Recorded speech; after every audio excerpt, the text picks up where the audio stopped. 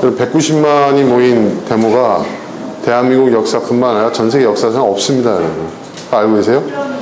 여러분, 그 가장 위대한, 그 인류 역사에서 가장 위대한 그 이런 군중 집회가 그 아주 의미 있는 사건이 몇 번 있었는데, 가장 최근에 그 마르틴 루터 킹 목사가 1960년대 워싱턴 대행진 했을 때, 그때 몇 명 모인 줄 아세요, 여러분? 네? 네? 주최 측은 그 당시에 30만이라고 그랬고, 그 경찰에서 10만 명이 모였다고 얘기를 했거든요. 그때 어마어마한 사건이었죠. 그 루터 킹 목사가 이제 노벨 평화상을 받게 된 계기가 됐고, 또 미국에 있는 흑인들의 그 인권, 유색인종들의 인권이 크게 바뀌게 되는 그런 아주 결정적인 사건이었다고 하는데, 그때도 몇십만 수준이었어요. 그러니까 그 몇 배의 인파가 모인 겁니다. 이게 여러분 엄청난 사건입니다. 제가 볼 때는 이것이 대한민국 사회뿐만 아니라 저는 이런 생각을 좀 했습니다. 이것이 물론 우리나라의 지금 한국의 특수한 상황이 너무 극단적인, 너무나도 이건 그 세계사 쪽에서도 이렇게 유례를 찾아볼 수 없을 정도, 이게 과연 근대 국가가 현대 국가에서 일어날 수 있는 사건인가 싶을 정도의 정말 어처구니 없는 일들이 벌어지고 있지만, 그러나 그 안에 있는 그 구조적 문제들, 그 기득권들이 또 수구 세력들이 어떻게 그 권력을 장악하고 또 국민들을 속이고 국정을 농단하는가 하는 그러한 상징적인 저는 사건이라고 생각합니다. 그것이 한국을 넘어서서 전 세계적으로. 사실 여러분, 그 트럼프가 대통령에 당선이 된 것도 그 맥락이 있어요, 사실 여러분. 물론 트럼프라는 사람이 워낙 괴짜고 어디로 튈지 모르는 그런 사람이고, 또 지금 대통령이 당선되고 난 다음에 내가 구성하는 그 인선들을 보면 전보다 더 못한 사람들이 지금 들어오고 있는 그런 그 부분인데, 아무튼 미국의 대다수를 차지하고 있는 화이트 블루 칼라들이 왜 선택을 했느냐, 트럼프를. 그것은 트럼프라도 최선은 아니지만 기존의 어떤 그 정치 체제, 기득권 세력들이 장악하고 있는 그 국가 구조를 바꾸고 싶다는 열망이 더 컸던 거예요, 사실은. 그것이 하나의 지금 도박이 돼버리고 모험이 됐기 때문에 앞으로 어떻게 될지는 참 불안한 상황인데, 근데 그런 변화가 지금 세계 곳곳에서 일어나고 있거든요. 그런데 우리 대한민국 사회에서 일어난 이 사건은 저는 어제 그런 생각이 들었습니다. 박근혜 최순실 게이트는 물론이고, 그 넘어서서 제가 지금 말씀드린 그러한 어떤 세계사적인 어떤 인류사적인 어떤 틀에서 볼 때 굉장히 의미 있는 사건이었다. 그리고 아마 역사상 그렇게 많은 사람들이 모인 적은 없었을 것이다. 네. 그런 생각이 듭니다. 그래서 제가 어저께 막 인터넷에서 검색해 봤어요. 그랬는데 그렇게 모인 적이 없는 것 같습니다, 진짜. 네. 이것이 뭘 의미하고 있는 것인가. 그리고 이것이 단순히 어떤 박근혜라는 최순실이라는 사람들의 그 범죄 행위, 또 그들의 어떤 그런 일탈 행위, 그런 차원으로만 우리가 바라볼 것이 아니다. 물론 그것이 가장 중요한 이유이고 반드시 그 부분을 바로 잡아야 되겠지만, 우리는 좀 더 그 개인을 볼 것이 아니라 그런 개인이 등장하게 된 그 구조를 우리는 봐야 된다. 사회적 시스템을 봐야 된다는 것이죠. 저는 그런 생각이 듭니다. 이 모든 일에 정말 주범은 저는 재벌이라고 생각합니다. 재벌. 저는 그렇습니다. 저는. 그런 지도자가 나오게끔 만든, 또 그런 국정농단 사태가 일어날 수 있도록 그 사회적 어떤 그런 구조와 그 밑바닥에는 이 재벌 구조, 그 유신 시절, 산업화 시절에 박정희 대통령이 만들어 놨던 그 재벌 체제가 지금도 계속 지금 대한민국 사회를 주도하고 있거든요, 여러분. 그렇지 않습니까, 여러분? 재벌이 그 국가의 경제와 정치와 사회 문화 모든 것을 다 지금 주도하고 있어요. 선진국을 바라보고 있는 나라들 가운데서 이런 나라가 없습니다, 여러분. 대한민국 굉장히 특수한 구조인 나라예요. 네. 우리가 시장경제고 자유경제주의를 얘기하고 있는데요. 여러분, 자유경제주의 체제 아래서는 재벌이 등장할 수가 없습니다. 우리가 그걸 알아야 돼요, 여러분. 네. 절대로 등장할 수가 없어요. 네. 네. 왜냐하면 자유경제의 기본, 진짜 여러분 자본주의 시장체제의 가장 중요하고 핵심적인 전제는 뭐냐 하면 여러분, 룰이 공평해야 되는 겁니다. 룰이. 근데 우리는 룰이 공평하지는 않아요. 네. 지금 우리가 사회적으로 젊은이들이 흑수저, 금수저 얘기를 하고 있는데 여러분, 그건 흑수저, 금수저 개인적인 차원에만의 문제는 아닙니다. 그죠? 네. 국가적인 차원에서도 그렇고요, 권력 차원에서도 그렇고, 경제 차원에서도 그런 거예요.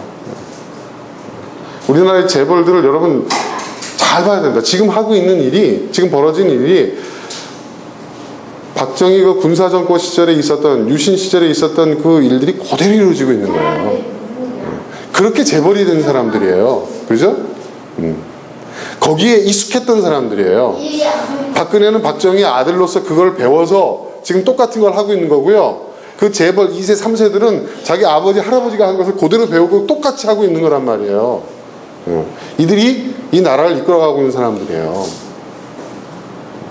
이걸 바꿔야 됩니다, 여러분. 이걸 바꿔야 돼요. 이걸 바꿔야 돼요. 우린 심각한 문제의식을 갖고 있어야 됩니다. 저는 이것이 우리 민족사뿐만 아니라 저는 인류사 전체에 굉장히 큰 의미를 갖고 있는 사건이 앞으로 될 것이다. 그리고 이것을 우리가 정말 국민들이 그러한 어떤 뭐라 그럴까, 사회적 의식, 역사적 의식을 갖고 이걸 바라봐야 돼. 단순히 어떤 그 개인의 일탈, 도덕적인 문제, 어떤 그 범죄의 유무죄를 따지는 그런 차원으로 보면 안 된다는 얘기예요, 여러분. 그렇죠? 그런 차원으로 봐서는 안 된다는 겁니다. 어쩌면 우리가 정말 우리의 그 5천년 그 반만년의 역사 속에서 정말 굉장히 중요한 지금 시점에 우리에 의해서 정말 지금까지 솔직히 말해서 여러분, 우리 민중이, 백성이, 예? 국민이 여러분 나라를 세운 적 있습니까? 아니잖아요, 우리는. 그죠? 항상 기득권들, 그 기득권 계층, 지배 계층에 의해서 주도됐고, 우린 거기에 항상 머릿속을 채웠던 것 아닙니까? 이번에는 국민의 어떤 이러한 의사가 지금 엄청나게 지금 터져나옵니다. 우리의 뜻. 지금 우리가 어떤 지금 보세요. 지금 야당들 하고 있는 거, 여당 그 비박이든 친박이든 구분 없이 전층들 하는 거 보세요. 이 와중에서도 자기네들 어떤 그 정치적 이해득실을 따지고 있잖아요. 네. 야당도 보세요. 내각제를 선호하는 사람, 대통령 중심제를 계속 가려고 하는 사람, 그 탄핵 전국에 계산기를 두드리겠어요. 이 사람들이, 저는 그래요. 이 사람들도요, 마찬가지라고 저는 생각합니다. 이 사람들도. 그렇죠? 자신들이 어떻게 하면 권력을 쟁취할 수 있을까? 물론 정당의 목적이 권력을 쟁취하기 위한 것이라고 하지만 그 권력을 누구를 위한 권력이냐를 놓고 한번 따져보자는 거죠. 굉장히 중요한 시점에 와 있는 거예요. 네. 이때 우리가 정신을 바짝 차려야 됩니다. 그럼 우리 다시 한번, 우리는 근본적인 질문을 또 해봐야 돼요. 그 변호인이라는 그 영화에서 아주 명대사로 국가란 국민이다. 요즘 그 탄핵 전국에 그 촛불 집회에 그 팻말로 나와요. 국민이 국가다. 굉장히 중요한 얘기입니다. 근데 오늘 또 우리 그 디딤돌 교회 창립일이에요. 정확한 창립일이에요, 여러분. 주의를 맞춰서 하는 게 아니라 이때 창립을 했어요. 몇 년 됐죠, 벌써? 네? 몇 년 됐어요, 여러분? 네? 네, 11살. 네, 11살. 11주년이죠. 벌써 10년이 넘었어요. 10년 동안, 지난 10년 동안 우리는 정말 많은 일들을 겪었고, 또 많은 실험들을 했고, 지금도 그 과정에 있어요. 우린 과정에 있는 겁니다. 자, 우리 교회가 출발하게 된 가장 근본적인 의문이 있어요. 그 의문이 뭐냐 하면 교회란 무엇인가 였어요. 우리는 지금 교회란 무엇인가에 대한 답을 11년째 지금 찾고 있는 겁니다. 우리는 답을 갖고 시작한 게 아니에요. 우리는 이 질문에 대한 답을 찾아보겠다는 거예요. 그죠? 정말 많은 일들이 있었어요. 우여곡절이 있었고. 그런데 그 11년 동안 줄기차게 한 가지 주제에 저는 집중했어요. 교회란 무엇인가예요. 교회란 무엇인가. 교회의 본질이 무엇인가. 제가 본질에 대한 이야기를 또 몇 개월 계속 얘기했잖아요. 과연 교회란 무엇인가. 사람들이 교회에 대해서 이야기하고 있는 것을 보면은 어떤 교회의 어떤 제도적 장치에 대해서, 교회라는 어떤 하나의 프로그램, 교회라는 어떤 그런 종교적 구조, 교회는 이러해야 돼, 저러해야 돼, 어떤 교회의 어떤 그런 그 역할, 또 교회가 해줬으면 하는 그런 기대와 희망, 뭐 이런 것들에 대한 이야기지, 가장 중요한 질문은 뭐예요? 그래, 그 교회가 뭐냐라는 거죠. 그죠? 교회가 뭔지가 정확해져야 되지 않겠어요? 우리는 교회가 이래야 된다라는, 또 교회가 이렇게 해줬으면, 그런 사람들의 바람과 기대와 그러한 요청, 그런 다양한 목소리들을 열심히 경청했습니다. 지금도 경청하고 있어요. 그리고 그걸 실험해 왔어요. 그런데 그 결과는 뭐냐? 그럼에도 불구하고 우리는 아직도 교회란 무엇인가를 지금 찾고 있다는 거죠. 그러니까 이 말은 무슨 말이에요? 이 말은 우리는 아직도 여정 중에 있다는 거예요. 과정 중에 있다는 거예요. 언젠가 우리가 이 답을 찾을 수 있을지 없을지 우리는 확신할 수 없어요. 그러나 우리는 그 11년의 세월 동안에 우리는 뭘 알았냐면, 우리가 교회는 이런 것이다 라고 생각했던 것들이 사실은 교회와는 무관한 것이었다는 것을 우리는 알기 시작했어요. 그렇죠? 이게 더 중요한 것 같아요, 제 생각에는.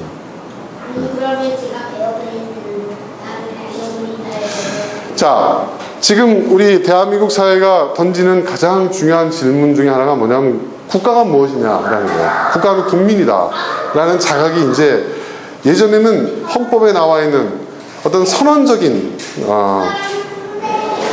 어떤 그런 문구였다고 한다면, 이제는 국민들의 마음속에 온 거예요. 야, 이 국가가 국민이라는 것, 국민이 곧 국가라는 이 말이 얼마나 중요한 말이고, 이 말 속에는 얼마나 많은 의미가 담겨져 있는지를 이제 국민들이 아는 거예요. 그렇죠? 그렇죠. 정말 다행스러운 것 같아요. 네. 그런 의미에서 박근혜하고 최순실 씨가 어떤 역할을 한 것 같아요. 여러분, 똑같습니다. 지금 한국 사회의 문제와 여러분 한국 교회의 문제는 여러분 동일한 겁니다. 그렇지 않아요, 여러분? 동일한 거예요. 동일한 겁니다. 교회가 개혁돼야 된다, 국가가 개혁돼야 된다. 똑같은 얘기입니다. 교회의 문제가 사실은 국가의 문제인 거예요.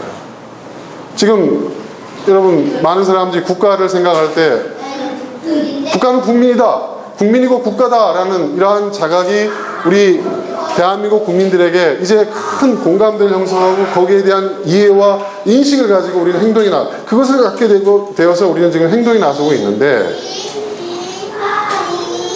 일반적으로 이 박근혜나 최순실이나 거기에 부역했던 사람들이나 정치적으로, 경제적으로, 그리고 또 이 재벌들이 생각할 때 국가는 뭘까요? 그 사람들이 생각하는 국가, 국민이라고 생각했으면 그들은 절대로 그런 짓을 못했을 거예요. 그렇죠? 그렇죠? 그들이 국가는 곧 국민이라는 생각을 조금이라도 했다면 절대로 그런 짓 못합니다. 그렇죠? 그들은 권력을 사유화했잖아요. 그렇죠? 그리고 국가라는 그 국민이 위임한 그 헌법상의 그 권력과 그 지위와 그 모든 그 권한들을 그들은 사적으로 사용했잖아요. 지금 청와대가 지금 어떻습니까, 여러분? 박근혜 씨의 사적 기관으로 전락을 해버렸잖아요, 지금. 그죠? 네. 자기가 헌법의 모든 것들을 파괴하고 유린했는데 자기는 그래도 헌법을 수호하기 위해서 대통령직을 수행하고 있다는 이 자기 모순을 주장하고 있잖아요. 그죠?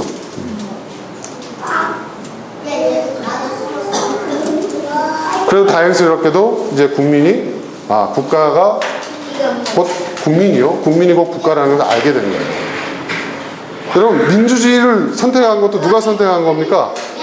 국민이 선택한 거예요, 헌법상에. 그렇죠? 그래서 민주적 절차에 의해서 대통령 선거제도 국민이 그렇게 만든 거예요. 그렇죠? 여러분, 국민이 곧 국가라는 얘기는 무슨 얘기일까요? 무슨 얘기일까요, 여러분? 그러면 헌법하고 국민 중에서 누가 더 위에 있다는 얘기예요? 국민이죠. 이게 중요한 겁니다, 여러분. 헌법이 국민 위에 있는 게 아니라 국민이 헌법 위에 있다는 거예요. 대한민국의 헌법이 헌법일 수 있는 게 뭐냐면 국민이 그것을 헌법으로 어떻게 해요? 인정했기 때문에, 받아들였기 때문에, 국민의 뜻이 그걸 선택했기 때문이에요. 그래서 우리 대한민국 헌법에 보면은 여러분 쭉 읽어보세요. 뭐가 나옵니까? 우리가 상해 임시정부의 법통을 이어받으면서 거기에 또 뭐가 있냐면 4.19 의거에 대한 그 정신을 우리가 계승한다라는 문구가 있어요. 4.19 운동의 그 정신이 뭐죠, 여러분? 민주 아닙니까? 독재, 부패한 권력에 대해서 국민이, 그쵸? 거부한 거잖아요. 그 정신을 대한민국 헌법이 계승하고 있다고 헌법 전문에 써 있어요. 그러면 이 100만 촛불이 들고 일어섰으면 여러분 어떻게 해야 돼요? 네? 헌법이 어쩌고 그거 아닙니다. 물러나야 되는 것이 맞는 거예요. 굉장히 중요한 얘기입니다. 제가 또 기업을 운영하다 보니까요, 전 지금도 회계 공부를 하고 있거든요. 제가 이 대한민국 국가라는 나라를 이렇게 딱 따져봤을 때, 제가 만약에 이제 그 경영적 관점에서 대한민국을 바라봤을 때, 탄핵과 하야를 따져봤을 때 국가적인 그 손실이 얼마나 클까? 이미 엄청난 국가적 손실을 끼쳤잖아요, 그들이. 그죠? 이명박 정권에 이어서. 예? 그런데 탄핵으로 쫓아내는 그 시간과 그 엄청난 국가적 예산과 그걸 한번 손실을 따져보니까요, 이건 말도 안 되는 거예요. 그 경비가 어마어마한 거예요, 여러분. 끝까지. 그러니까 정말 자신이 대한민국과 결혼했고 정말 자기는 애국 외에 남은 것이 없다고 한다면, 정말 애국이라고 생각한다면 물러나는 것이 맞죠. 그러니까 그 사람이 생각하는 애국, 나라 사랑이라는 것, 그들이 생각하고 있는 국가라는 것은 우리가 생각하고 있는 것과 다르다는 거예요. 헌법에 기록되어 있는 그 국가관과는 전혀 다르다는 거예요.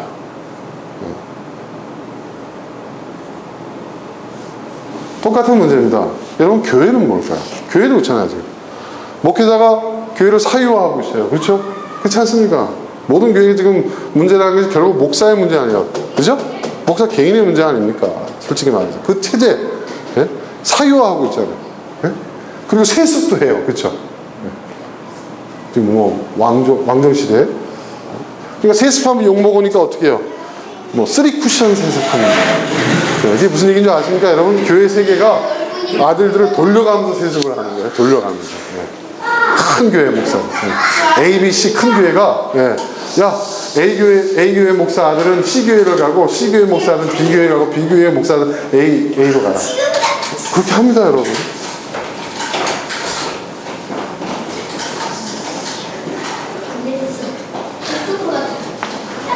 교회는 우린 뭐라고 얘기하죠? 교회는 뭐죠? 교회? 그들이 생각하는 교회는 뭡니까? 물려줄 수 있다는 건 뭐예요? 사유한다는 건 뭐예요? 내 거라는 얘기죠. 그죠? 사업체라는 거죠. 내 소유물이고 내 사업체라는 거죠. 그죠, 여러분? 그런데 교인들한테 뭐라고 얘기해요? 이것이 하나님의 집이고, 예? 그렇죠? 예수님의 몸이고, 교회의 머리는 그리스도시고, 가리키긴 그렇게 가리켜요. 근데 그들이 정말 교회가 예수님의 몸이고, 교회의 머리가 그리스도고, 교회 주인이 하나님이고, 교회는 건물이 아니고 정말 하나님을 믿는 백성들의 공동체라고 믿는다면, 여러분, 사유할 생각을 할까요? 못합니다. 물려줄 생각을 할 수 있나요? 못합니다. 그런데 해요, 그렇게. 한다는 건 뭐예요? 그들은 교회를 뭐예요? 그리스도의 몸으로 믿지 않는다는 거죠. 교회의 주인이 하나님이라는 것을 스스로 믿지 않는다. 자기 입으로는 믿는다고 얘기하지만 실제로는 그걸 믿는다면 절대로 그렇게 행동할 수가 없잖아요. 그런데도 해요. 그건 뭐예요? 안 믿는다는 거예요. 그들이 거짓말 한다는 거예요.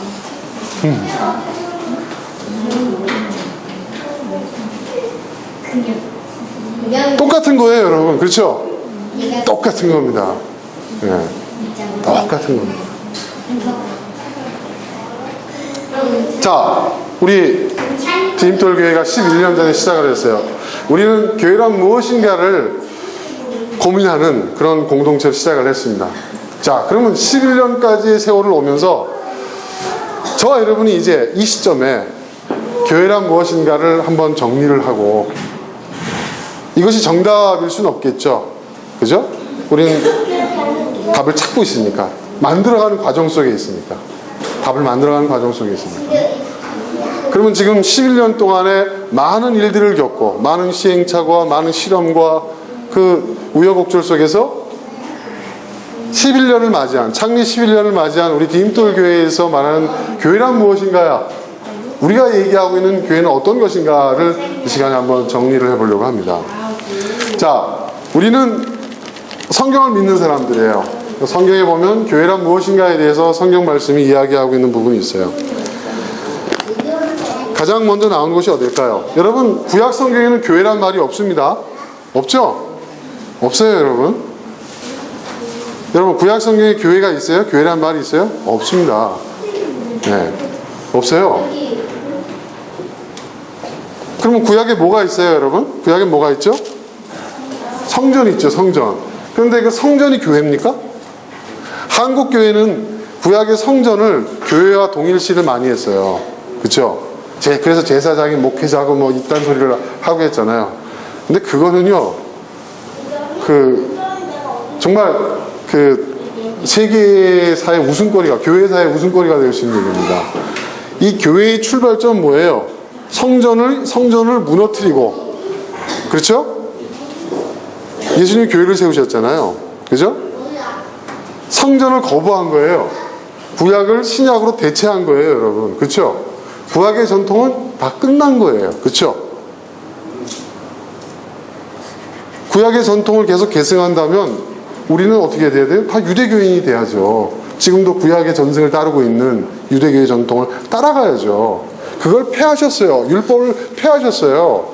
그렇기 때문에 우리는 구약을 우리가 읽는 이유는 그 구약 속에 담겨져 있는 성경적 진리에, 하나님의 그 진리에 그 정통성을 잇는, 그 계승하는 차원에서 우리가 구약을 받는 거지, 구약의 전승과 전통을 우리는 따라가지 않아요. 그죠? 그러니까 구약의 성전은 교회일 수가 없는 거예요, 여러분. 절대로 교회일 수가 없는 거예요. 그러니까 교회를 구약의 성전에 비유하는 것은 다 이단입니다. 기독교가 아니에요, 그거는. 네. 그런데 그것이 가장 복음적이고 보수적인 교단에서는 강조되고 있어요. 왜 그럴까요, 여러분? 그래야 교회라는 사업체가 잘 될 수 있으니까. 그렇죠? 그렇지 않습니까? 네? 그러니까 교회와 성전을 동일시하는 것 자체가 뭐냐? 이 사람들은 뭐예요? 성경에서 빗나간 사람들이 아니에요. 그들이 말하는 교회란 무엇인가 라는, 그들이 말하는 교회는 이것이다 라는 것은 뭐예요? 사기이거나 거짓이거나 가짜이거나. 교회는 구약의 정통을 이어받지 않습니다. 성전과는 상관없어요. 오히려 구약에서 우리가 찾을 수 있는 이 교회 전당성을 이룰 수 있는 것은 뭐냐면, 자, 성경을 잘 보세요. 처음에 아담과 하와가 있었죠.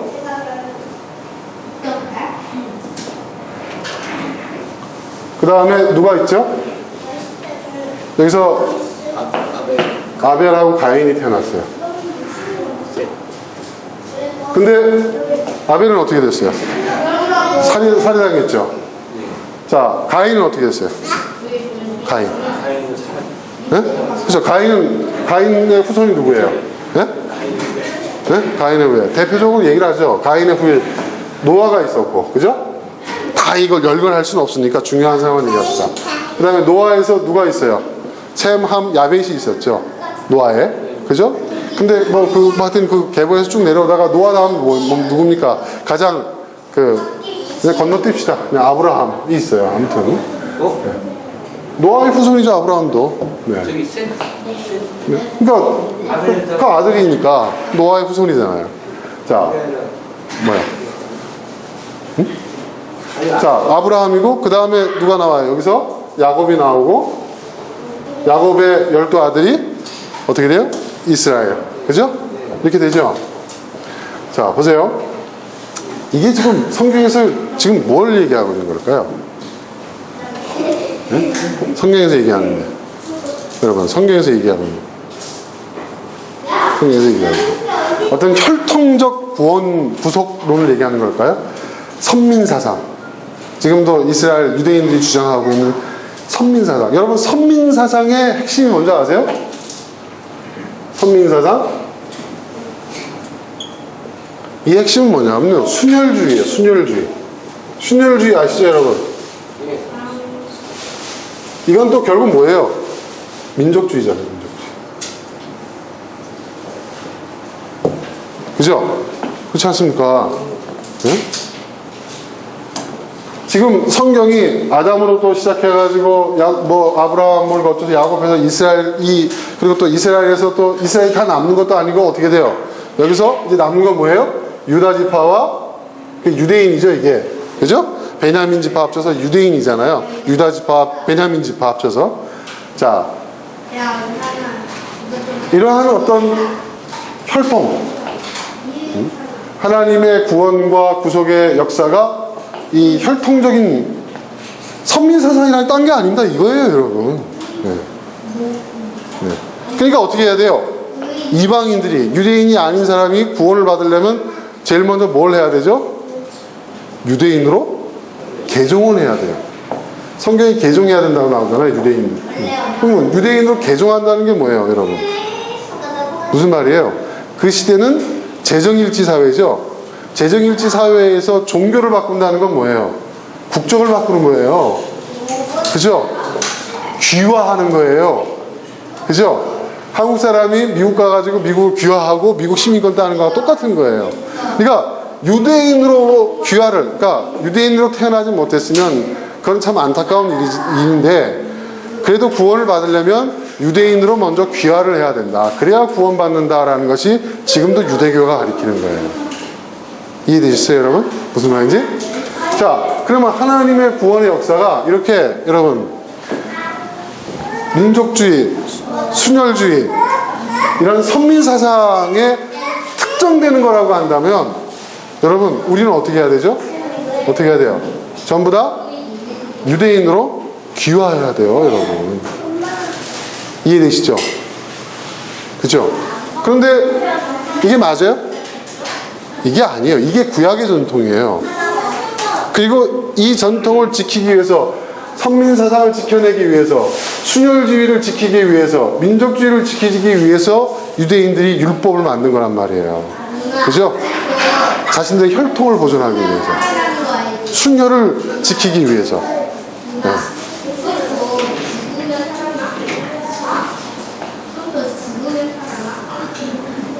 자, 그런데 예수님 어떻게 하셨어요? 예수님 오셔가지고 예수님 어떻게 하셨어요? 이걸 철폐하셨죠? 이방인이나 유대인이나 주인된 자나 종된 자나 남자이거나 여자이거나 어른이거나 아이이거나 그죠? 모든 구별과 차별이 없다. 하나님 앞에서는. 이게 예수님의, 그죠? 예수님의 복음의 핵심이에요. 모든 차별과 구별을 배격하는 거예요. 하나님 앞에 모든 사람은 동등하다는 거예요. 2000년 전에 예수님이 그런 얘기 하셨어요. 여러분 2000년 이 고대 사회에서 그런 주장을 했다고 한번 생각해 보세요. 이거는요 어떻게 했습니까, 여러분? 천지가 지금 다 뒤집어질 선언이죠. 나라가 다 흔들 그런 사상이죠. 얼마나 위험한 얘기입니까? 그죠? 그 말은 뭐냐? 이 선민 사상이라는 것 자체가 잘못됐다는 거예요. 이걸 거부한 거예요. 이건 틀렸다는 거예요. 순혈주의, 민족주의, 이것도 틀렸다는 거예요.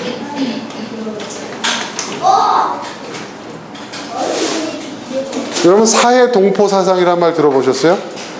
그 독립협회에서 그 서재필 박사가 쓴 말이기도 한데, 사회 동포주의라는 게 딴 게 아닙니다. 모든 사람들이 뭐예요? 다 형제자매 동등하다는 얘기예요.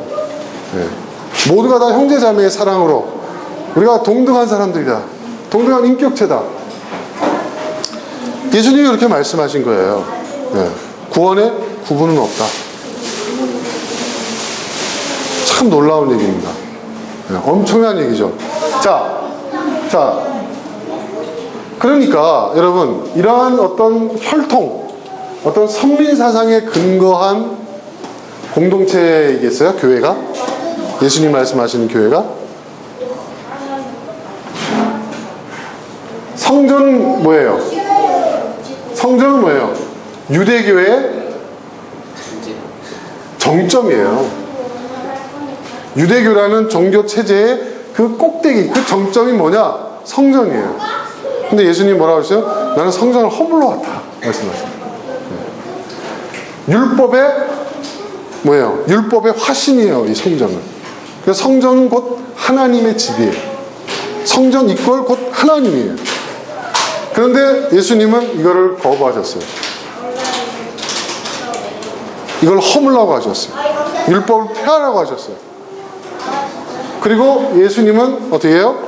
오늘 본문에 보니까 예수님이 마태복음 16장 18절에서 내가 교회를 세우겠다고 말씀하세요. 예수님이 세우려고 하는 교회가 성전과 똑같은 거라고 한다면 굳이 예수님이 성전을 허물고 교회를 세우려고 하셨겠어요? 아니에요. 이 모든 걸 다 거부하신 거예요. 틀렸다고 말씀하죠. 교회는 이런 게 아니에요. 그런데 재밌는 게 뭐냐면 교회가 과거에 유대교가 저질렀던 과오를 똑같이 반복하고 있어요. 그렇죠? 혈통적 순혈주의는 할 수가 없죠. 주장할 수 없고. 우리가 유대교가 아니니까. 그러니까 어떻게 얘기해요? 선민. 이 선민은 어때요? 이 이스라엘을 영적 이스라엘이라고 이제 해석을 합니다. 그죠? 영적 이스라엘이다. 그러니까 아브라함의 후손 이스라엘만 구원의 약속이, 구속의 약속이 주어졌다고 성경은 얘기하고 있는데 이것이 혈통적인 의미가 아니라 영적인 의미였다. 그러므로 어떻게 해요?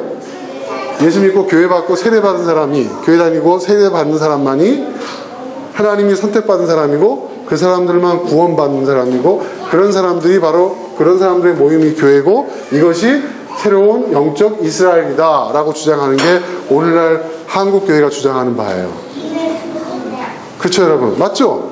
그런데 예수님은 바로 이게 뭐 순혈주의든 아니면 순영주의든 간에 성령주의든 뭐든 간에 이 자체를 갖다 이 전체의 시스템 이 모든 구조를 다 거부해 버리셨는데 여기에다가 대입을 하고 있어요. 한국 교회는. 무슨 말인지 여러분 이해되십니까?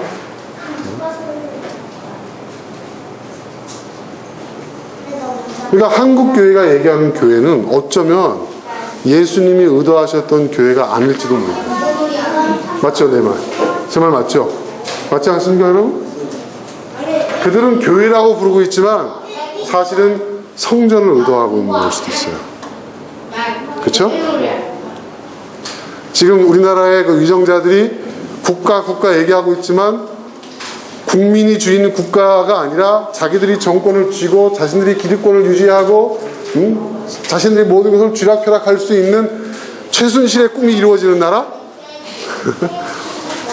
그게 그 사람들이 생각할 수 있는 국가일 수 있다는 얘기예요. 그렇죠? 똑같습니다. 국가라고 부르지만 그건 민주국가가 아니에요. 그죠? 왕정국가예요. 그렇죠? 예전에 이전에 비서실장 하던 사람이 최순실이 연설문 써주고 뭐 이래. 그게 왕정국가에서나 가능한 일이지 근대국가에서 가능한 일이겠습니다. 가소로울 뿐입니다. 하는데 보니까 실제로 그런 일이 일어났잖아요. 그 미친 사람이에요. 그러니까 모자란 사람이거나 알았다면 미친 사람이고 거짓말장애 수준이 아니라 정신이 어떻게 된 사람이고 몰랐다면 정말 무능한 바보죠. 그런 일이 이루어졌다. 비서실장으로서도 그걸 몰랐다면. 그죠? 그러니까 똑같이 국가라고 얘기하지만 국민이 생각하는 국가와 그들이 말하는 국가의 의미가 다른 거예요. 교회도 마찬가지라는 거예요. 성경이 말하고 있는 교회는 성전을 배격한 새로운 하나님 백성 공동체로서의 교회를 이야기하고 있는데, 지금 오늘 한국교회에서 얘기하고 있는 이 교회는 교회라고 부르지만은 그 내용을 보면 어떻게 해요? 구약의 성전에 가까운, 그죠? 교회라고 쓰고 성전으로 이해하고 있는 거예요. 그러니까 어쩌면 지금 오늘날 한국교회가 한국사회에서 얘기하고 있는 이 교회는 한국사회뿐만 아니죠. 전 세계적으로 똑같습니다. 오늘날 이 제도적 종교, 제도적 기독교라는 그 종교의 구조에서, 그 종교에서 말하고 있는 교회는 예수님을 의도하셨던 교회가 아닐 가능성이 높다는 얘기입니다.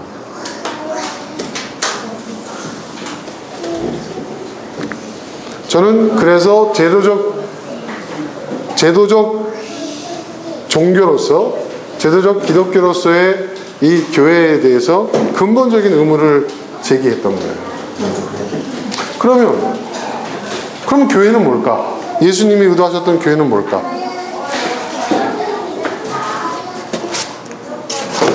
지우개가 없다. 네. 없으면 휴지 좀 주세요. 자, 우리는 교회의 본질을 지금 찾고 있습니다. 네. 휴지 그냥 여기다 두시면 제가 필요한 만큼 뜯어 쓸게요. 네네. 네. 자.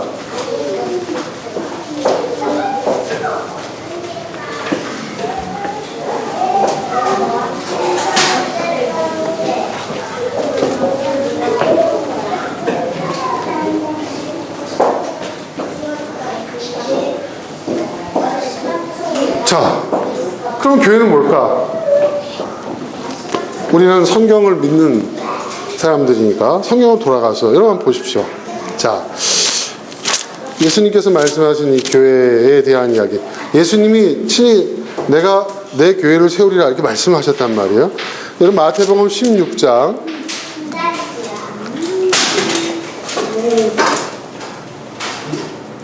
15절부터 한번 보죠. 예수께서 그들에게 물으셨다. 그러면 너희는 나를 누구라 하느냐? 시몬 베드로가 대답했다. 선생님은 살아계신 하나님의 아들 그리스도십니다. 예수께서 그에게 말씀하셨다. 바요나 시몬아, 네가 복이 있다. 시몬 바요나야, 네가 복이 있다. 내게 이것을 알게 해주신 분은 사람이 아니라 하늘에 계신 내 아버지시다. 나도 너에게 말한다. 너는 베드로다. 나는 이 반석 위에다 내 교회를 세우겠다. 죽음의 문들이 이것을 이기지 못할 것이다. 자, 보세요. 예, 잘 됐습니다. 이걸 보여주세요. 자, 이제 그동안에 우리가 배웠던 인문학적 안목과 통찰적 시각으로 이 본문을 우리가 한번 분석을 해봅시다.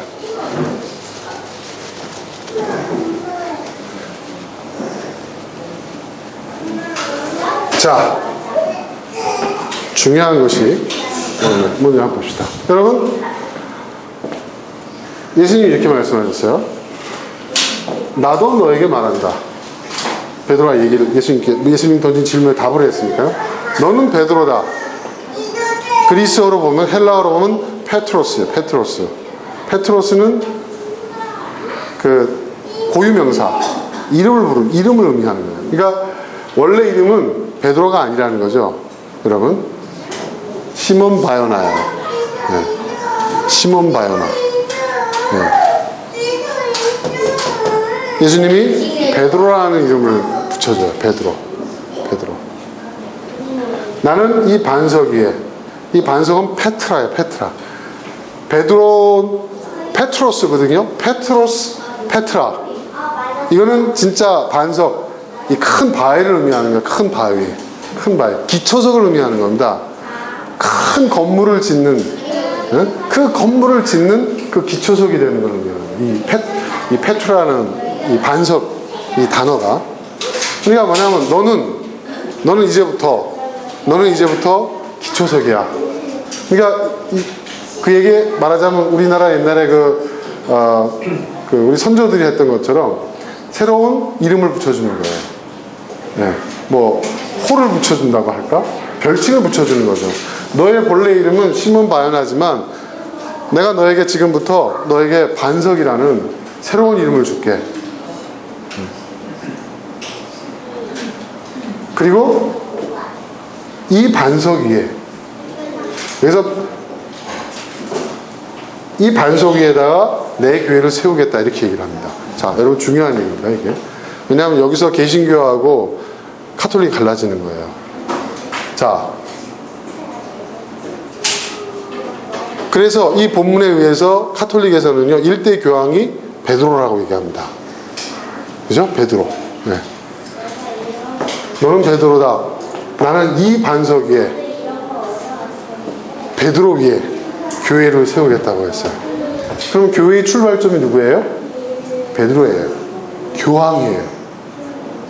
그쵸? 무슨 말인지 아시죠? 그러니까 교황의 권위가 뭐예요, 여러분? 모든 거예요.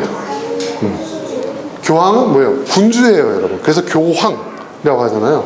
네. 황제. 종교 황제라는 뜻이에요. 네.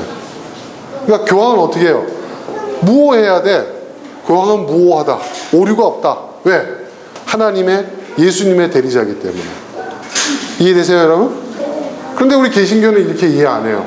자, 예수님께서 베드로에게 반석이라는, 너는 기초석이라는 이름을, 별칭을, 또 하나의 별칭을 붙여주셨지만, 그것을 만약에 이 페트로스라고 한다면, 여러분 보세요. 페트로스 페트라예요.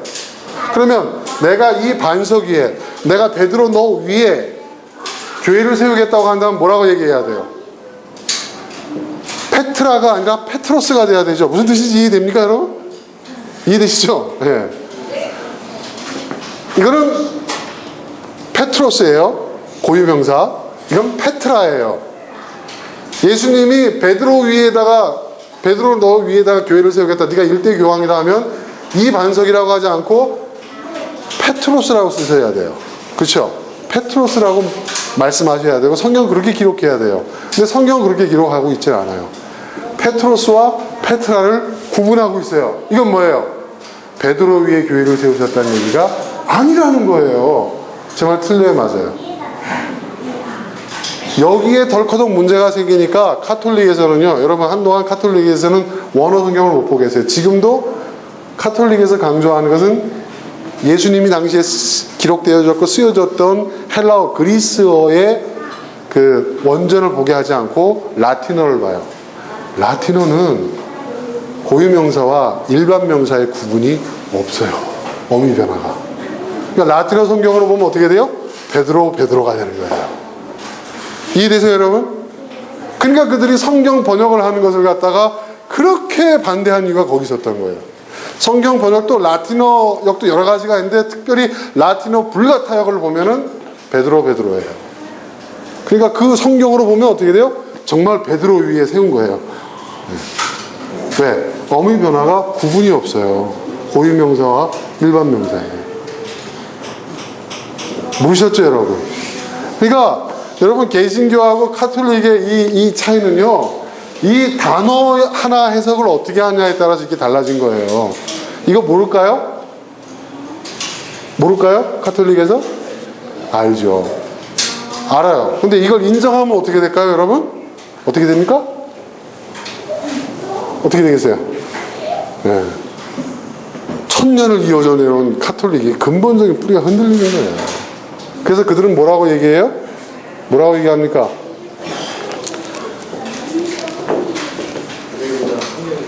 자, 성경의 권위가, 우리는 개신교는 제일 위에 있어요. 그죠? 근데 카톨릭은 어떻게 있어요? 교회에 있어요. 교회가 성경의 권위 위에 있고, 교회의 모든 권위의 정점은 교황이에요. 이해되세요? 그러니까 어떻게 해요? 성경도 수정이 가능해요. 성경이 수정이 가능해요. 결정적으로 또 하나 얘기해 드릴까요? 자, 여러분 성모 마리아가 동정녀 탄생, 처녀의 몸으로 아이를 낳았다. 우리도 받아들여요. 근데 카톨릭은 뭐냐? 죽을 때까지 동정녀였다는 거예요. 죽을 때까지 동정녀였네? 성경 보세요, 여러분. 예수님의 동생들이 와가지고 예수를 미쳤다고 이 집안 망하게 하려고. 그래서 형을 말리고 하는 그 장면이 나와요. 예수의 동생들이. 그 얘기는 무슨 얘기예요? 마리아가 예수님을 낳고 난 다음에 자식들을 낳았다는 거예요. 그럼 뭐예요? 동정녀가 아니죠. 그런데 카톨릭은 어때요? 마리아는 요셉의 와이프가 아니에요. 마리아는 하나님의 와이프란 말이에요. 성모라고 하잖아요. 여러분, 성부, 성자, 성령, 카톨릭 하나 더 있는 거예요. 성모. 가족이에요. 무슨 말인지 아십니까? 하나님의 부인이고 성자의 어머니예요. 끝까지 어떻게 해요? 동정녀여야 돼요. 그러니까 어떻게 합니까? 카톨릭에서는 다 뺍니다. 마티아 성경에서. 무슨 말인지 이해되십니까? 뭘 위한 거예요? 교회란, 카톨릭 교회라고 하는 그 체제를, 교황 모설이라는 그 체제를 유지하기 위해서 성경을 다, 네? 무슨 말인지 아시죠?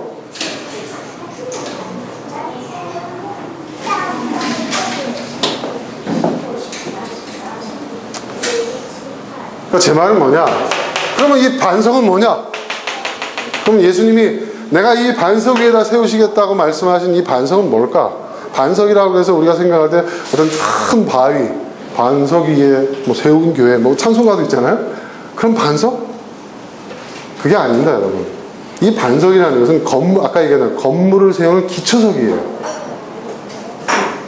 처음 건물을 지을 때, 지금은 어때요? 우리가 지금 콘크리트처럼 막 이렇게 짓기 때문에 그렇게 안 짓는단 말이에요.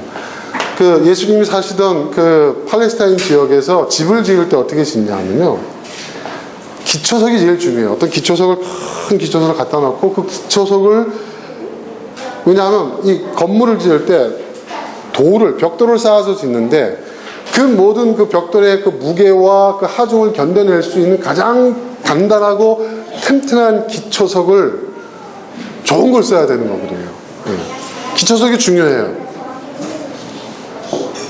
그런 의미에서 이 반석인데, 그러면 예수님 말씀하신 반석은 어떤 걸까?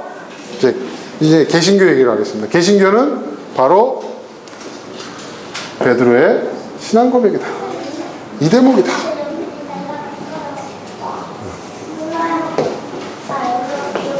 선생님은 살아계신 하나님의 아들 그리스도십니다. 라는 이 베드로의 대답, 이것을 신앙 고백이라고 합니다. 베드로의 신앙 고백, 이 고백이 바로 교회의 기초다. 그래서 이와 같은 신앙 고백을 하는 사람들이 바로 교회다. 이와 같은 신앙 고백을 하는 사람들의 그 무리가 바로 교회다. 그래서 신앙 고백을 하는 공동체에서 신앙 공동체라고 얘기를 합니다.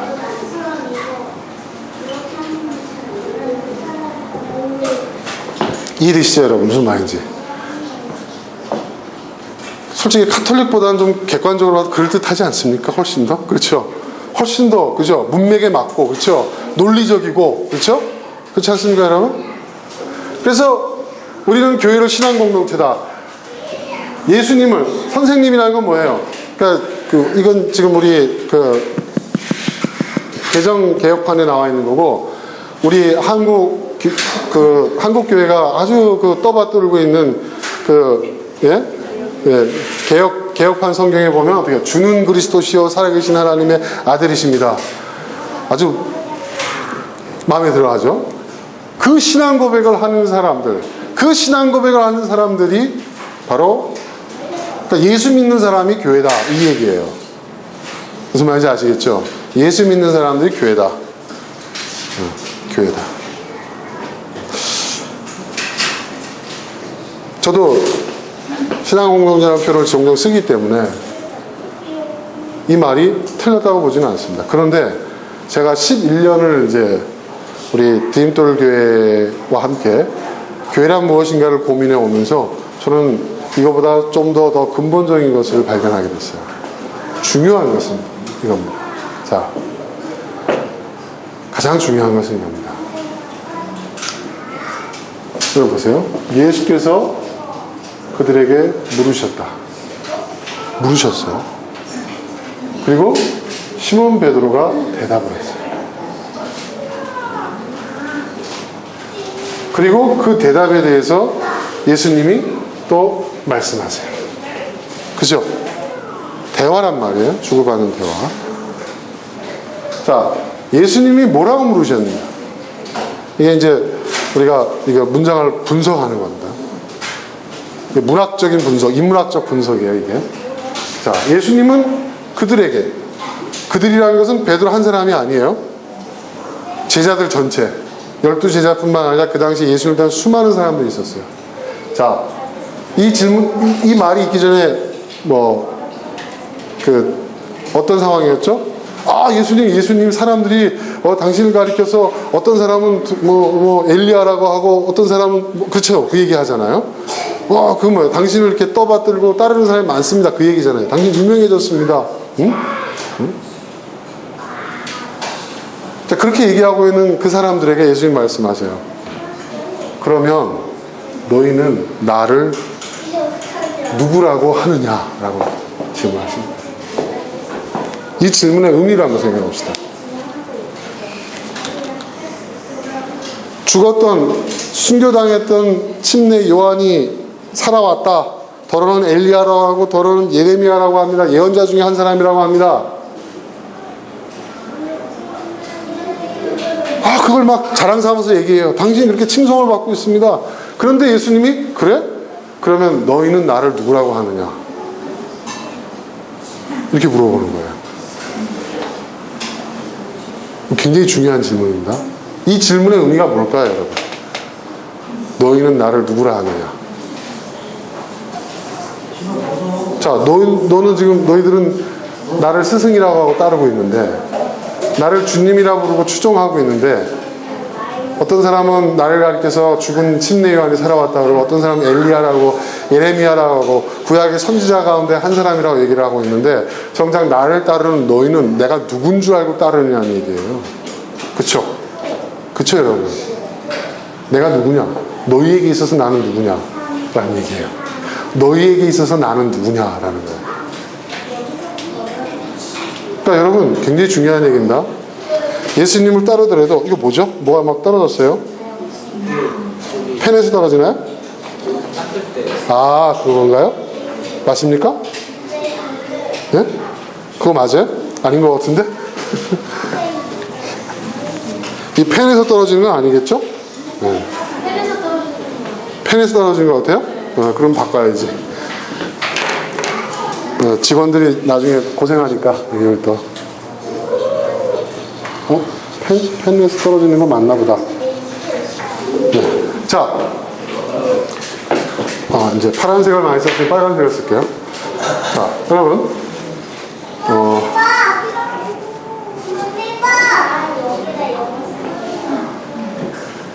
우리가 예수님을 따르더라도 예수님이 어떤 분인 줄 알고 따르는 게 중요하죠. 그쵸, 여러분? 그쵸? 예수님을 따르는 목적, 그 동기죠. 그죠? 동기가 순수하지 않고 따르는 사람들은, 항상, 그쵸? 사고를 치죠. 문제를 일으키죠. 그리고 그 운동 자체를 왜곡시킬 수도 있어요. 그렇죠? 그렇죠, 여러분? 그러니까 예수님이 너희는 나를 누구라고 하느냐라는 거예요. 너희는 왜 나를 따르지? 왜 너희는 나를 선생이라고 부르고 주님이라고 부르고 나를 따르냐? 라고 물어보시는 거예요. 근데 아무도 대답을 못하고 있어요. 근데 베드로라는 사람 한 사람이 대답을 합니다. 아무도 대답을 안 해요. 다른 사람 대답했으면 기록했겠죠? 베드로가 대답을 합니다. 아니면 엉뚱한 대답을 해서 빼버렸을 수도 있어요, 성경 저자가. 아무튼 중요한 것은 베드로가 대답을 했다는 거예요. 나는 당신이 살아계신, 이게 중요해요, 살아계신 하나님의 아들이라는 것을 믿고, 나는 당신을 하나님의 아들이라고 믿고 당신을 따른다는 얘기예요. 근데 중요한 것은 여러분, 살아계신 하나님의 아들이십니다 라는 이 대답이 중요한 게 아니에요. 왜 그런 줄 아세요? 베드로는 어떻게 했어요? 예수님을 어떻게 했죠? 마지막에 부인했죠. 살아계신 하나님의 아들인 걸 알고 부인을 했어요. 그죠? 근데 참 재밌는 건 나중에 예수님 또 찾아가요. 그죠? 너 나 부인을 했어? 이 배신자. 내가 너 가만 안 둘 거야. 넌 지옥의 제일 아랫목에 갈 거야. 이렇게 얘기하지 않으셨어요. 찾아가세요. 또 물어봐요. 예수님, 뭐라고? 네가 나를 사랑하냐? 물어보잖아요. 여러 차례 제가 말씀드렸죠. 근데 보세요. 베드로는요, 대답을 해요. 중요한 것은 대답을 했다는 거예요. 예수님이 물으셨고 베드로가 대답을 했어요.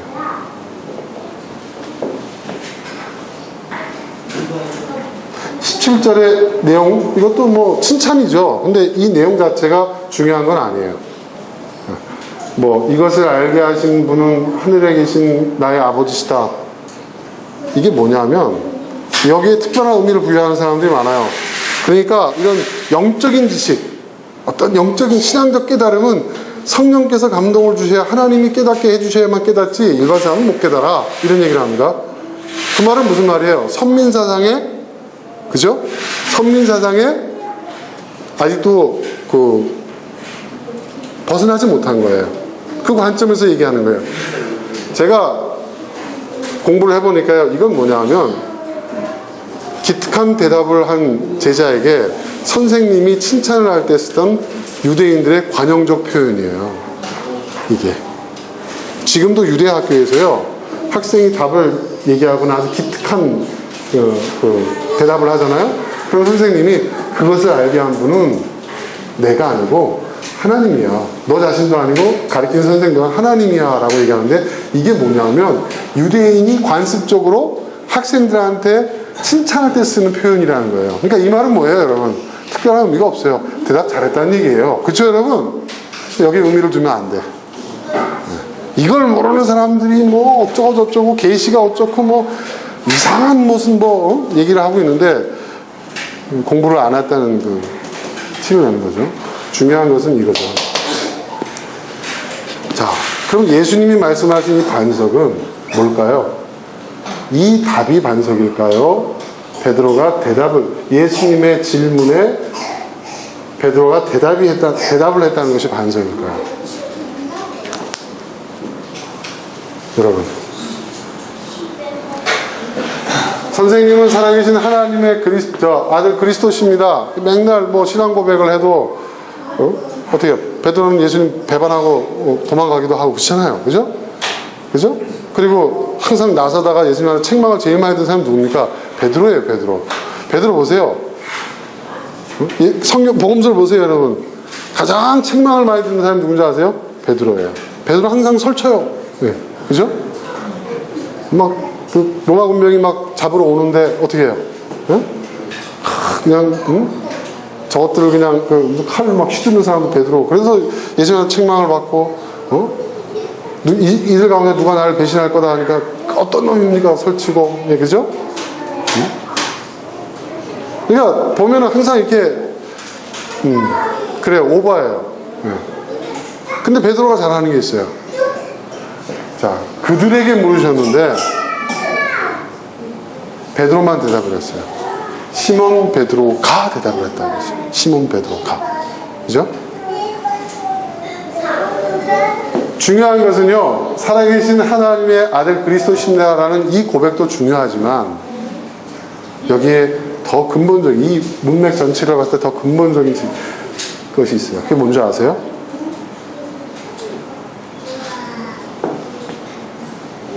하나님의 물음에 답을 하는 사람들. 이 답이 맞은 답이든 틀린 답이든 중요한 게 아니에요. 하나님의 질문에 답하고자 하는 사람들, 답을 찾는 사람들, 바로 이 사람들이, 이런 사람들이, 이 사람들이 바로 반석이라는 거예요. 교회를 세우는 그 출발점이 하나님의 물음을 듣고 하나님의 질문을 듣고 그 질문에 답하려고 하는 사람들. 여러분, 이 답이 살아계신 하나님의 아들 그리스도십니다 라는 이 답이 교회의 출발점이라고 한다면 교회는 뭐예요? 신앙 고백문이 돼야지. 그렇죠? 신앙 공동체일 수는 없어요. 그렇죠? 이 고백이 교회의 출발이라고 한다면 어떻게 돼요, 여러분? 지금과 같은 교리 중심의 개신교가 되는 거예요. 우리 교리 강조하잖아요. 여러분, 왜 장로교, 무슨 감리교, 침례교, 뭐 순복음 이렇게 막 교리로 나뉘어지는 줄 아세요? 왜? 이 교리가 교회의 출발점이니까. 이해되세요, 여러분? 그러니까 이 교리에 대한 해석과 이해가 달라지면 어떻게 돼요? 교회가 달라져요. 교회가 갈리는 거예요. 그래가지고 개신교에 수많은 교단이 있는 이유, 한국에도 100몇십 개의 교단이 있는 이유가 여기에 있는 거예요. 이거는 본질을 잡지 못한 거예요. 가지를 붙든 거지 그 나무 자체를 보지 못한 거예요. 여기서 중요한 건 뭐예요, 여러분? 하나님의 질문에 답을 하는 거예요. 답을 하는 거예요. 거기에 구원의 길이 있어요. 거기에 진리의 길이 있어요. 거기에 변화의 길이 시작해요. 또 거기서 회개가 시작돼요. 또. 자, 예를 들어볼까요? 여러분, 성경을 보면요, 하나님께서 인간에게 던지신 아주 중요한 질문, 그 장면이 있어요. 첫 번째, 여러분 기억나시죠? 아담아, 내가 어디 있느냐? 아담아, 내가 어디 있느냐?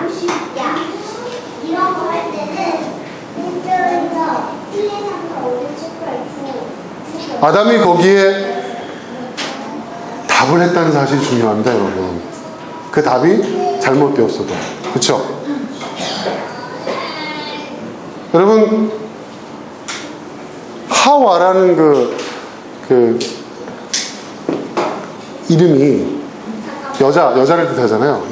여성. 그 하와라는 이름의 의미가 어떤 의미인 줄 아세요, 여러분? 아세요? 아담은 흙이잖아요. 하와는 뭘까요? 하와는 성경 안 나와서 갈빗대로 만들었다고 생각해요. 갈비? 내 갈비? 하와라는 이름이 뭔지 아세요, 여러분? 진짜 의미가 응답하는 사람이라고 뜻입니다. 응답하는 사람. 그 부인은, 여자는 뭐예요?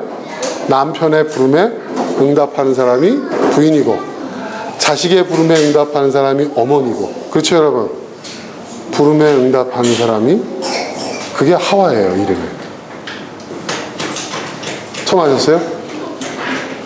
그러니까 이 여성이라는 그 하와라는 그 이름이 정말 심오한 뜻이 있는 것 같아요. 그렇지 않습니까, 여러분? 그러니까 여러분, 누군가의 부름에 내가 이 사람의 부름에 응답하겠다는 건 뭐예요? 내가 저 사람의 아내가 되겠다는 거예요. 그죠? 그리고 어머니는 평생 왜요? 자식의 부름에 응답해야 됩니다. 부름에 응답하는 사람이 여성이에요. 그죠? 그럼 남성은 부르는 사람? 아닙니다. 그 아담에 대한 얘기는 내가 나중에 또 얘기를 할게요. 자, 한꺼번에 다 하면 나도 미천이 없잖아. 그죠? 오늘 하와 정도. 자, 중요한 것은 뭐냐면, 아담아, 내가 어디 있느냐 했을 때, 아담이 그냥 대답 안 하고 숨어버렸으면 어떻게 됐을까요, 여러분? 그거로 끝났겠죠. 그렇죠? 근데 아담이 대답을 했어요. 제가 여기 있나이다. 거기까지 잘한 거야. 그죠? 근데 네가 왜 숨었느냐? 내가 벌거벗었으므로 숨었나이다. 계속 물어봐요. 하나님 물어보십니다. 물어보시잖아요. 그러니까 대답을 잘못해요. 나중에. 당신이 나와 함께 하라고 한 이 여자가 줘서 내가 먹었습니다. 그 여자는 또 뱀이 그래서 그러겠습니다. 잘못 대답을 했어요. 중요한 것은 여러분 대답을 잘하고 못하고가 아니에요. 대답을 했다는 게 사실이에요. 대답을 했기 때문에 어떻게 돼요? 그들은 어떻게 돼요? 벌을 받고, 그렇죠? 자기가 잘못한 일에 대한 벌은 받은지언정 그들은 계속 구원의 역사 속에 걸어갈 수가 있을 거예요. 그렇죠? 그렇죠, 여러분. 그 다음에 두 번째 질문. 가인에게, 아까 가인, 아벨과 가인. 가인에게 뭐라고 그랬어요? 내 아벨이 어디 있느냐 물어봅니다. 이게 무슨 말일까요? 하나님이 가인이 아벨을 질투해서 돌로 쳐 죽인 걸 몰라서 그러시는 건가요? 알아요. 알고 있음에도 불구하고 대답하게 합니다. 근데 가인의 대답이 기가 차죠, 여러분. 기가 차죠. 어떤 대답을 합니까? 네? 내가 아우를 지키는 자이니까 이렇게 얘기하죠. 그 하나님이 뭐라고 말씀하십니까? 응? 의로운 자의 무고한 피가 흘러서 땅이 울부짖는다 그 얘기를 하시잖아요.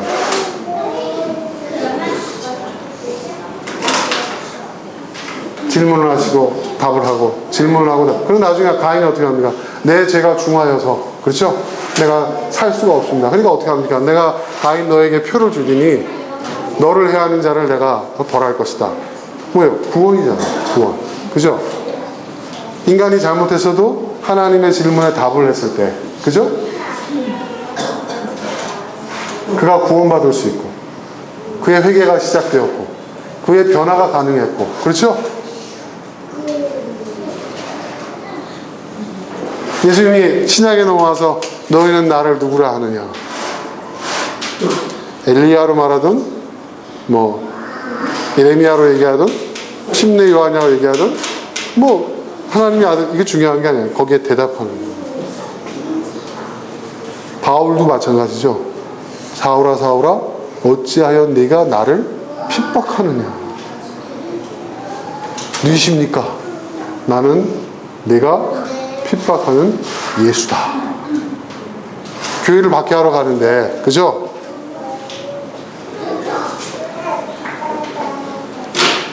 그 하나님의 질문에 답을 했던 사람들, 완전한 사람들이 아니었어요. 의인들이 아니었어요. 그렇죠? 죄를 지은 사람들이었어요. 그 시대를 대표하는 인물들이에요, 여러분. 여러분, 아담, 가인, 여러분, 뭐 베드로, 사울 마찬가지입니다. 특정한 개인이기도 하지만 그 시대를, 그 시공간을 대표하는 인물들이에요. 그들에게 하나님은 질문을 던지셨고 그들은 대답을 했어요. 그리고 그들의 그 대답이 교회의 출발이라는 거예요. 교회의 출발점이라는 거예요. 저는 11년째 이제 11살이 되는 우리 디딤돌 교회, 우리 교회가 교회란 무엇인가를 고민하면서 시작한 지 11년째 되는 이 시점에 제가 깨달은 것은 뭐냐, 교회는 하나님의 질문에 답하는 사람들에 의해서 시작되고 하나님의 질문에 대한 그 답에서 출발하는 것이 바로 신앙이다.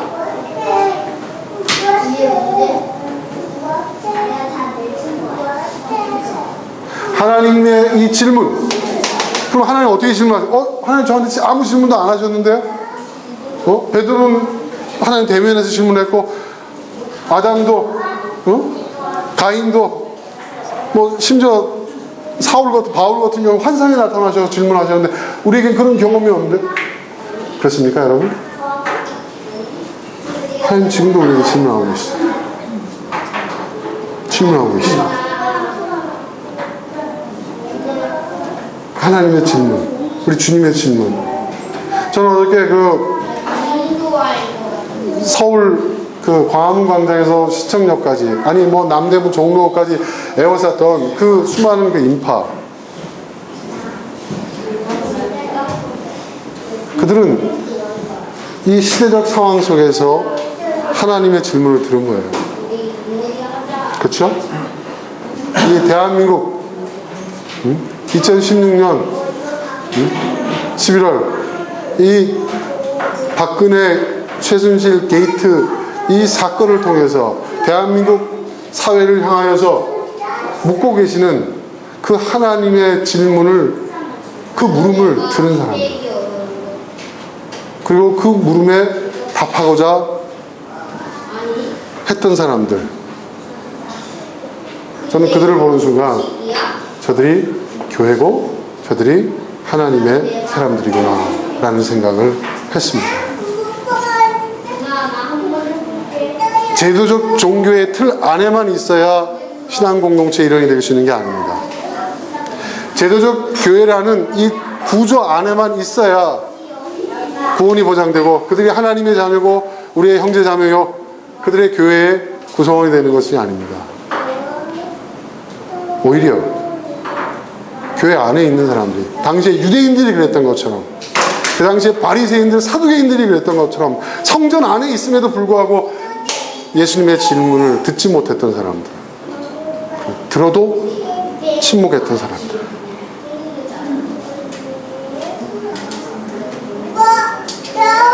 예수님의 질문을, 하나님의 주는 질문을 이 시대를 향해서, 이 사회를 향해서, 지금 우리 가정을 향해서, 그리고 나 개인을 향해서, 내가 살고 있는 이 삶의 현실 속에서 나에게 물어오시는 그 하나님의 그 음성을, 그 질문을 들을 줄 알고, 그리고 그 질문에 답하는 사람, 그 질문에 답하는 사람, 바로 그들이 교회이고 그들이 답하는 그 답이 바로 신앙 고백이라는 거예요. 여러분 이해되십니까? 저는 어저께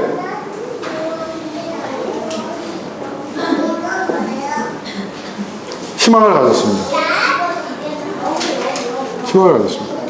그리고 저희가 사는 집이 굉장히 높거든요. 어저께 우리 아들이 휴가 나와가지고 제가 광화문 집회를 못 갔어요. 우리 군대는 또 가지 말라고 그랬다가 부대에서 신신당부했다고요. 가지 못했는데 TV를 보고 그걸 하다가 그 1분 소등하는 거 있잖아요. 딱 껐어요. 근데 저희 집이 높아요. 지대가 굉장히 높습니다. 그래가지고요 다 보입니다. 여기 그 수색 그 산 뒤에 산이 있거든요. 그 산이 있는 아파트라서 거기서 다 보입니다. 서울시 전체가. 주변에 있는 아파트들이 불이 다 꺼지더라고요. 저는 그거 보고 굉장히 감동받았습니다.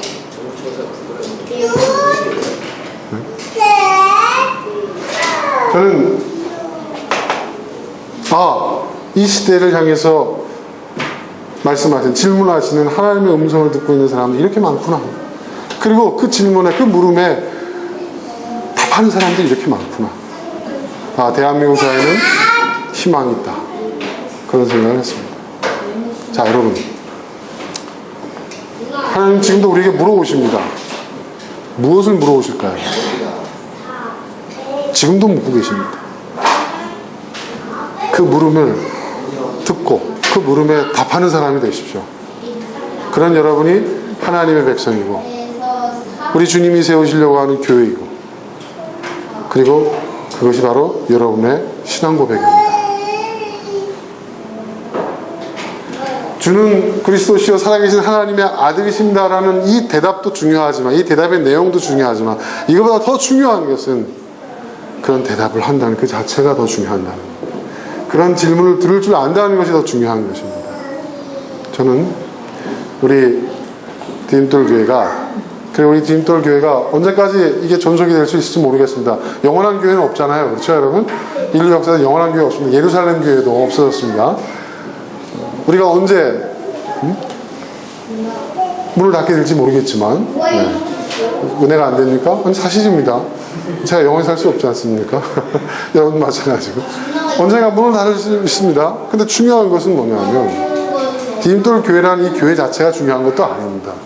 우리가 이 교회에 몸을 담그면서, 이 교회에 내가 지체로 함께 신앙생활을 하면서 나는 얼마만큼 하나님의 질문을 들어왔는가, 그리고 그 답을 얼마만큼 고민해왔고 그 대답을 해왔는가.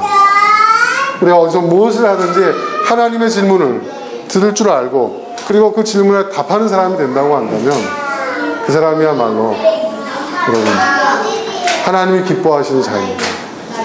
그리고 하나님의 백성입니다. 그런 저와 여러분 모두가 될 수 있기를 주님으로 축원합니다.